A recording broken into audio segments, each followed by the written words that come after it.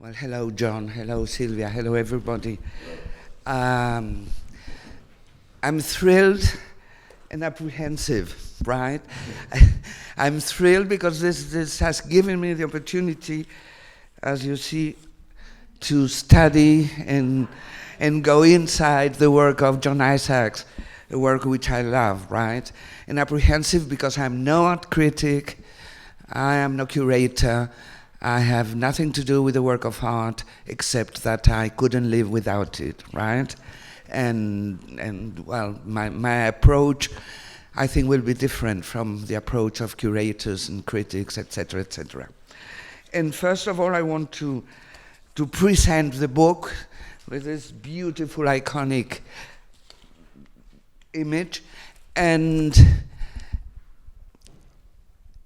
it's not a kind of catalogue raisonné, right? But you can see all the work by John here, not in chronological order.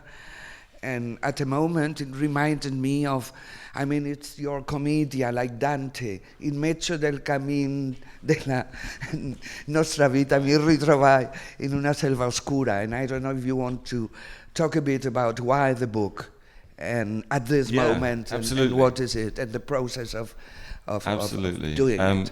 First of all, thank you very much for agreeing to talk together on the stage. And Sylvia, Ines, 2007 was when we did our first project together. 2007 was also for me a very big year because another important woman came into my life, and that's my daughter.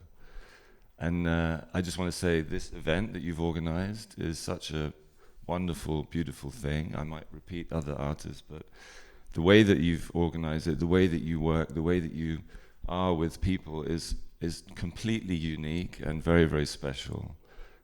So it's really a pleasure to be part of this, to work with the gallery. And although work isn't really the word, it seems to be an organic, family-like activity. So thank you so much for working together, or being family, or blah, blah, blah. But yeah, the book came about through, I don't know if people know my work or the extent of how eclectic and different it is, but 5 years ago, a collector of mine offered to finance the production of a book against a work of art. So I started 5 years ago. What seemed like a very free and interesting project that then became quite a heavy burden because it's not linked to any specific exhibition.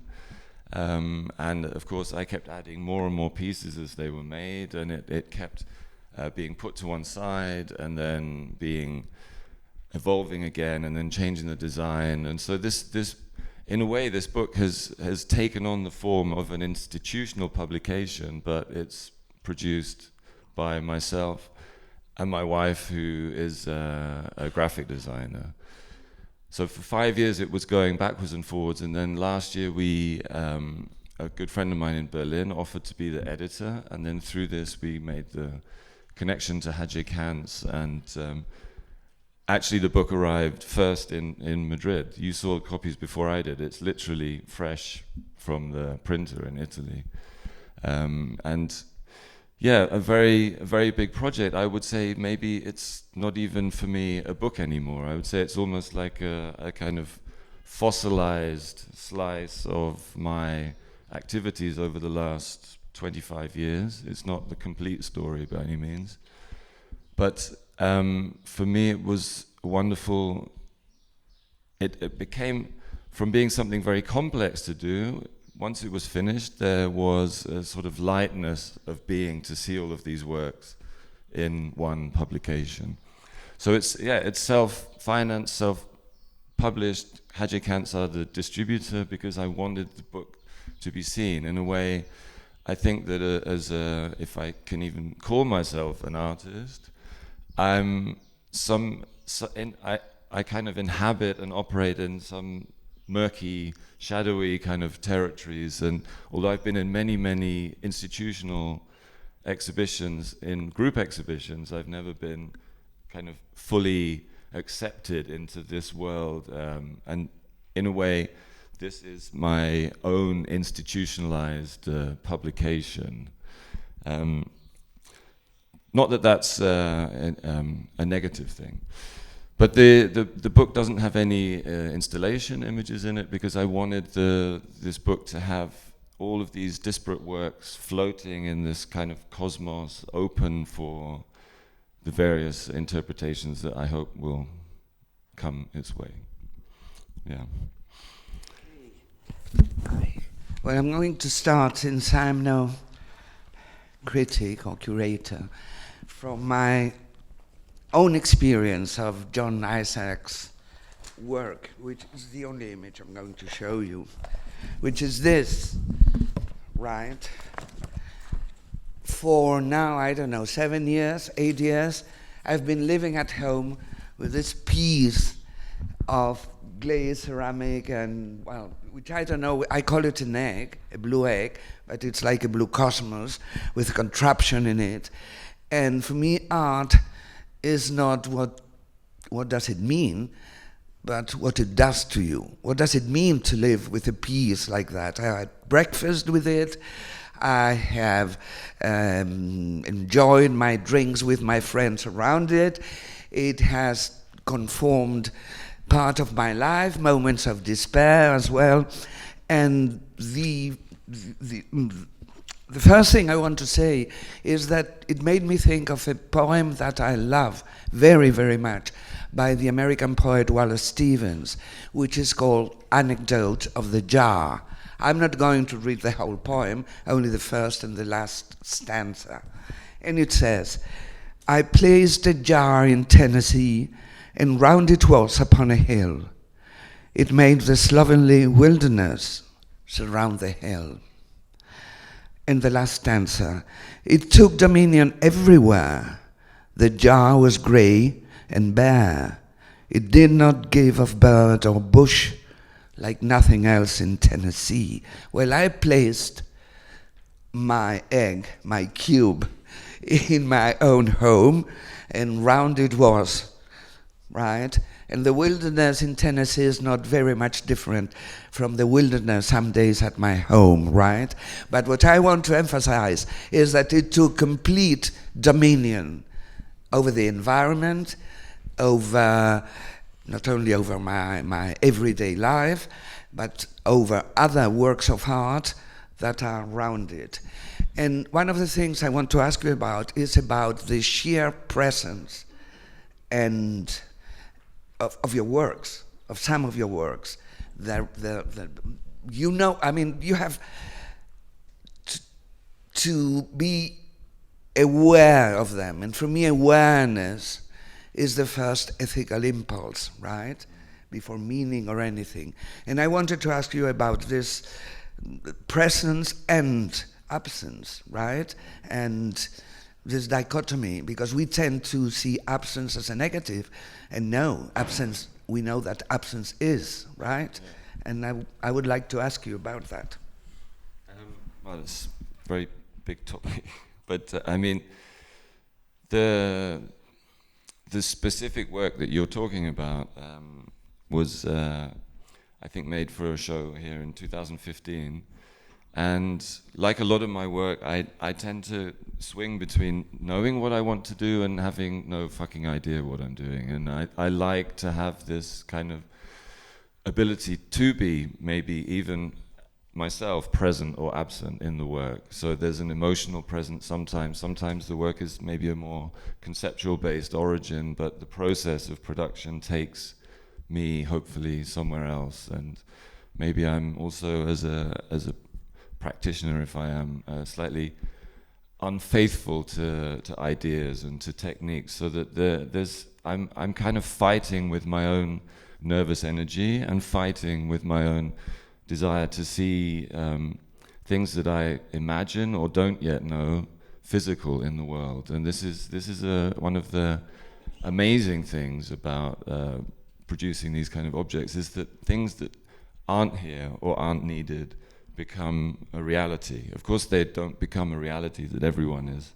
interested in. It's always wonderful when somebody like you steps in and continues the process, you know. But the presence is always made more by absence, and I think absence, as we know from states of mourning as well, when something is absent, it becomes more present in our lives, and maybe even to the point of overwhelming us, and we have physical side effects. But the sculpture that you own, and I was really, rarely as an artist, because normally you're making works that are exhibited in a gallery context, and especially with, the sculptures that I kind of do, they seem to need this kind of slightly institutionalized air to elevate them in some way. But to see it in your apartment, because I was there to install it after you bought it in 2015, so it's been absent in my life for a while it's been present in yours, and it was actually quite moving for me to see it in such, the light and such a beautiful setting, and living in your life. But in the end, I think these words are mixed up a lot too. I think that collectors are sometimes curators, as your apartment is, I think, one of the most well, thank you. Without sounding like arse licking or anything, but it was a beautiful installation of different pieces, and the way you treated them is the way that I think artists treat their own works, which is not reverentially, but to build associations and connotations with very disparate things. But maybe I'm not answering the question about presence or absence, but that's probably also part of my nature. That is maybe why artistically it's a little bit complicated, because I really avoid being pinned down as much as possible. And I think this comes from my background, which was vaguely not academic but scientific, and a kind of moving away from this pigeonholing, which is, I think, one of our human kind of conditions and dangers. But the sculpture that we're talking about, the title for that one is actually Votes for Children. And I came to this title, which I've used for a few pieces, from a time that I was pretending to be a professor in Germany.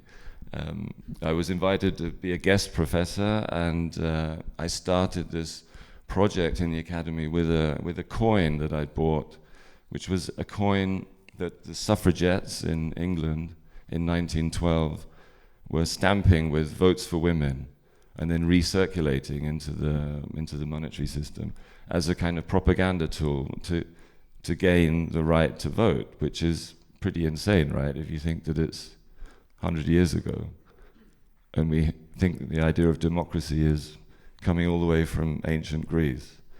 So this coin, which I carried around for years, then mutated, which is, I think, a process that I use quite often. Maybe it's from the scientific background, but the title of Votes for Women then became Votes for Children. And of course, in the current landscape of Fridays for Future, which my daughter is very much part of, and the idea of, even that our whole history has been written with a huge absence, and things look different depending on where you come from, who you are, and this sculpture, if we stick with it, was also produced within this landscape of thinking about time, but also very. I tend to work very differently on different works, because I kind of enjoy reinventing, even inventing the idea of what I might be or might be doing. And this is a ceramic work, which is a material that has kind of interesting limitations, but also takes me away from my usual perfectionist kind of needs, because during the firing process, things occur. It's out of your hands. And it's also an impossible object. I was actually really relieved that it didn't break on the way into your home, you know, because, and it is an egg, but it's like, but the presence absence in this work that evolved without a specific idea, suddenly in the production, it had to be modeled standing on a steel rod to produce the form, because it's like a double bowl together. And during this, in the end, there was a hole in this egg, which is totally wrong. But I hadn't really thought ahead. But then I've been making a few sculptures with, I think probably something slightly borrowed from Robert Gober, who I find really fascinating. And some words that an old professor of mine at the Slade when I was in art school, Phila de Barlow, she, now I've forgotten them, but she was talking about sculpture. She's a very interesting woman who sadly died this year.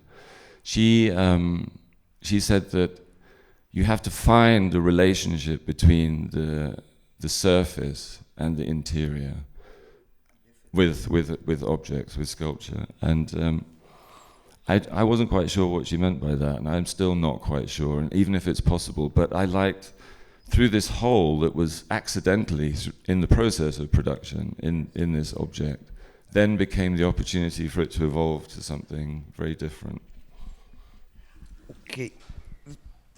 I want to quote you. In this book, you say at a certain point, the act of inhabiting space is itself a form of communication with the environment. And then we go to the next question, which is a question of the architecture of sympathy.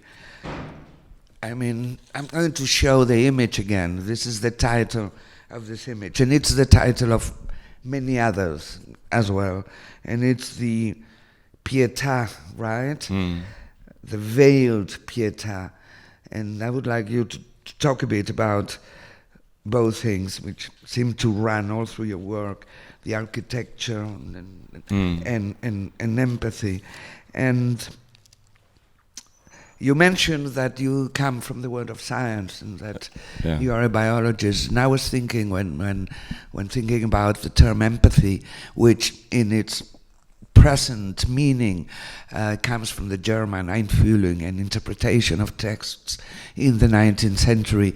But if you go back to our history as humans, our predecessors, the early humans had their brain organized so as to follow the tracks, as to map the territory and follow the tracks of other animals in order to survive.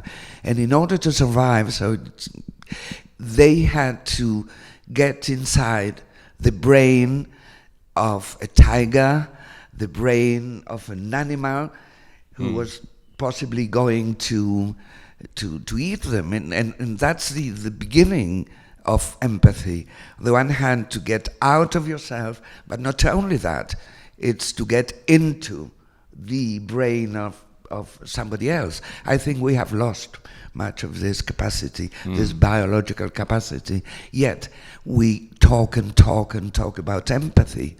And now we're going to talk a bit more about it. Now we are going to talk more about it.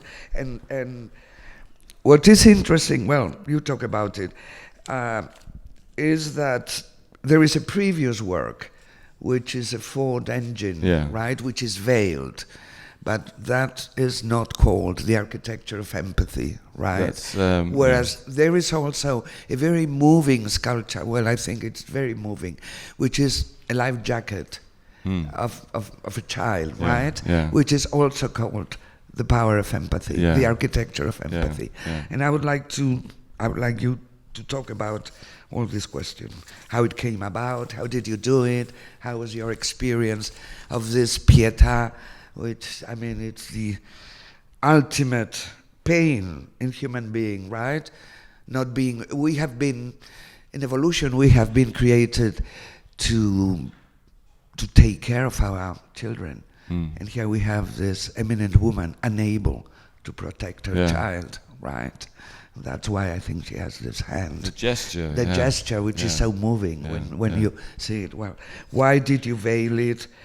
And, well, okay, go on, because you have a lot to say about it. This, I think maybe you could say more than I can about it, maybe. But no, the sculpture came about through a previous sculpture that you mentioned, this car engine that was covered, and this is again the topic of absence, I would say. And I was in Venice for the Biennale and wandering around all of the giardinis and everything, and then went to a kind of very quiet museum called the Cerezonica, which is a more historical building collection. And in this museum, in a corner, in a dark little corner, was a marble sculpture of a veiled head carved out of a piece of marble, and it just, I think, blew my mind more than anything that I'd seen in the Biennale exhibitions, because exactly this veiling, this concealing of something made it more present. And I'd started working on a series of bronzes that were referencing Rodin's Thinker sculpture and making just the base. And then started linking this in my mind to the kind of petrochemical industry because of the black patina on the Rodin Thinker. And then when I was working on this work, which I called the cyclical development of stasis, was when I saw the Corradini piece in Venice. And then I was thinking about the symbology of the Ford engine, which is the first internal combustion mass-produced, being covered like this little Corradini head, so that the thing we know, we're aware of, is already such a bad idea environmentally, but we're dependent on it, is made more present again by its absence. And while I was working in Carrara on this marble sculpture, in the studio they have all these plaster models of classical works, and there was a Pietà model in the workshop. Incredible. I mean, I recommend to anybody, if they're interested in going to Italy, they should definitely go to Carrara. It is incredible to be working in the shadow of this mountain where all these historical bits of marble and sculptures have come from. And the technical tradition that these guys have, that they're working with this puncti technique, which was developed by the Romans to copy classical Greek sculptures, and just a fascinating process. And I also should mention that for me, this is one of the most incredible aspects of working the way that I do, is that I'm fortunate to re-inhabit historical activities and recontextualize them in our present. But I was working closely with Didier Bozzini, who's one of the writers in the book, and we managed to get the financing to produce this Pietà sculpture, but when he came to see it in production, he was really offended. He thought I'd put like a burqa over the Pietà. But for me, the idea of covering I'm not a religious person myself, and my hope was to take this notion of empathy of the Pietà, and by covering it, make the focus on this relationship between the two human beings that are in this object. It's not a religious thing, it's a thing of a mother saying goodbye to her dead son. And these images, we see them constantly in the newspapers from all the conflicts around the world, maybe in nations with different religious ideas, but my hope was to get this idea of empathy, and by covering it, to make it universal. And as I said earlier, that for me, this idea of a universality, are you like me, full of hope and full of fear, is an important driving force in my work, because I don't think that I'm necessarily, as an individual, someone who's interesting. I think humanity is interesting, and I think that You are interesting. I think that what I want is to bring these things back into our lives, and so. But interestingly, I first exhibited that sculpture in a gallery in Italy with a gallerist called Massimo Menini, and it was almost a quasi-religious experience because, of course, in Italy it's a very significant object. And I think that was maybe, it's fascinating to see how hard it is to pull this gravitational force that surrounds iconic works out of their situation. So this piece has been shown in a few different exhibitions since, about all kinds of different topics actually. But currently it's on show in the Palais des Beaux-Arts in Lille on a 4-year loan in the new installation of the Renaissance and medieval collection. So I haven't really got it out of its historical territory yet. But the architecture of empathy, I think this title, it evolved from another title which was called The Architecture of Inspiration for an earlier work. And to put these two ideas together, architecture, which is such a, architectonic, it's the way we construct our environment against gravity and against the environment, and to fuse this with an idea of empathy, which is akin to gravity. It's the force that actually does hold us all together in each other's orbit. And of course we know when there's a failure with this force, we end up in all kinds of conflicts and sorry, excuse me. Let's go to Lyon to see the Madonna. Okay. Yeah. The force of gravity you were talking. So yeah, it's interesting to me that this. Well, I was, when you're working on something like this, which is 1 year in the production, and there's all kinds of other ideas and thoughts running through your head, and in the end, I realized, and Didi Bozzini talks about it in his text, that this, what became 3.5 tons of marble, is actually a representation of the human soul, the human spirit, but free of any religious connotations, but maybe not yet.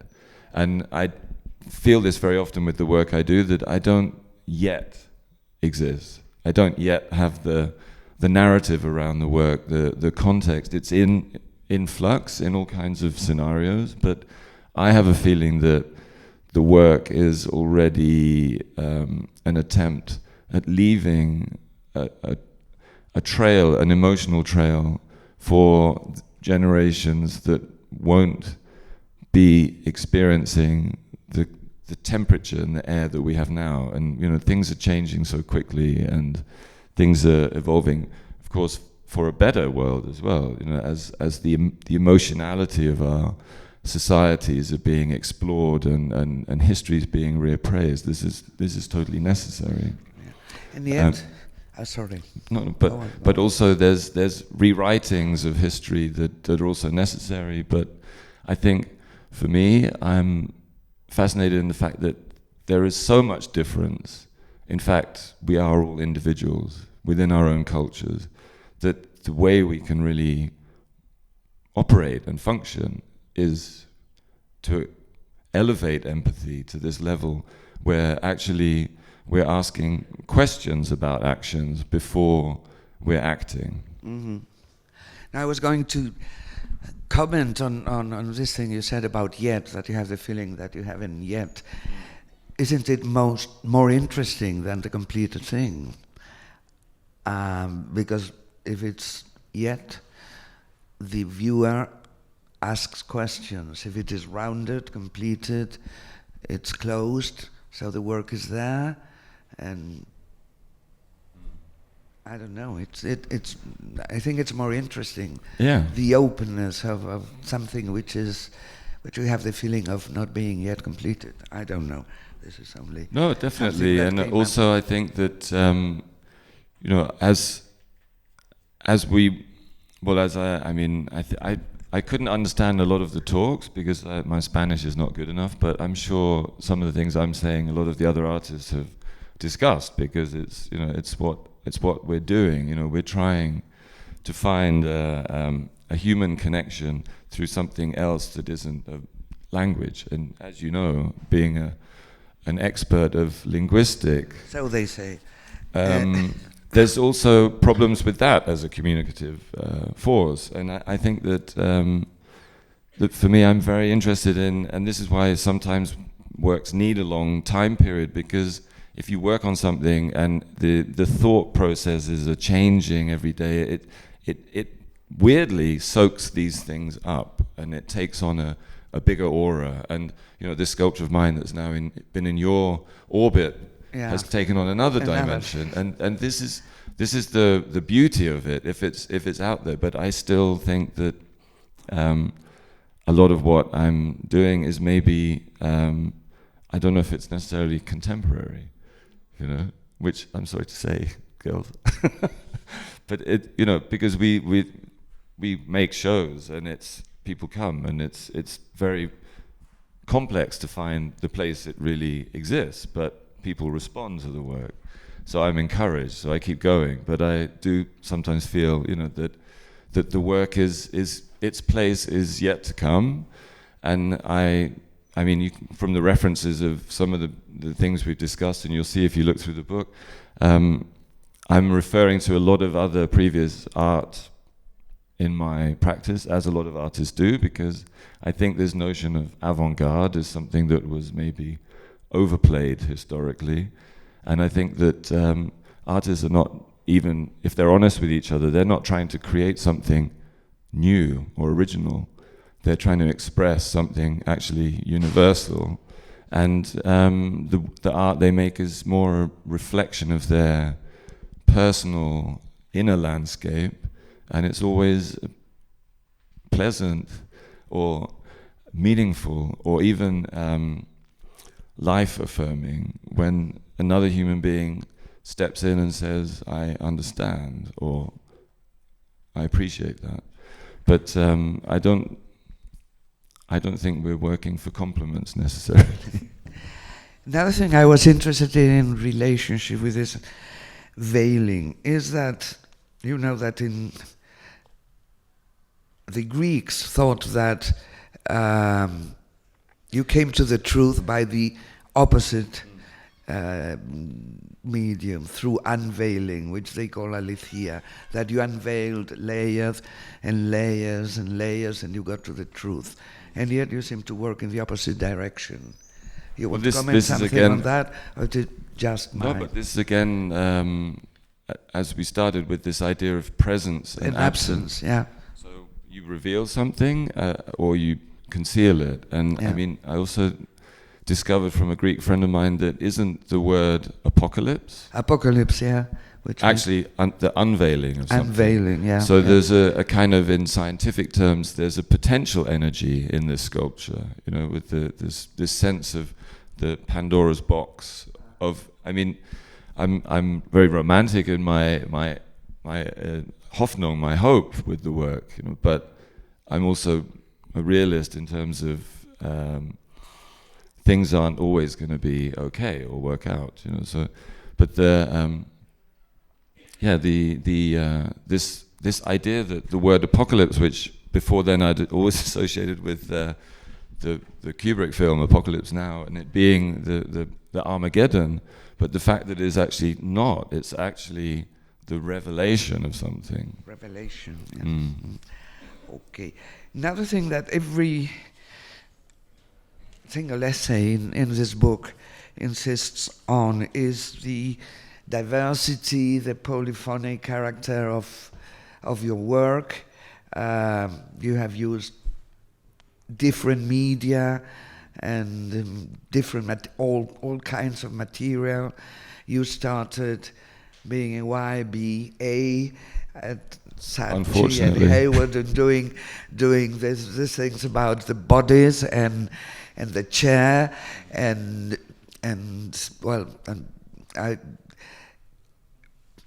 you eschew taxonomies, right? and you eschew categorization. Is that something that you want? Is something that you feel comfortable with, or No, I think it's great. I actually I think it's a combination of things. But when I was growing up, when I was a child, my family moved around a lot. So we lived in Scotland, in Nigeria, in America, and then finally when I was 11 years old, we settled in London. And I think this constant moving and shifting meant that I never really developed some sense of, there's an identity, but no sense of place. And I think place gives a very rooted sense of identity. And I think I've never had that feeling. And actually, strangely, the place I've lived longest in my life is Berlin. But I went there in 2005 only to stay for 6 months. And you stayed. Yeah, I got very rooted there with a family. Yeah. This taxonomical idea, this idea of being one thing, is for me a kind of terror.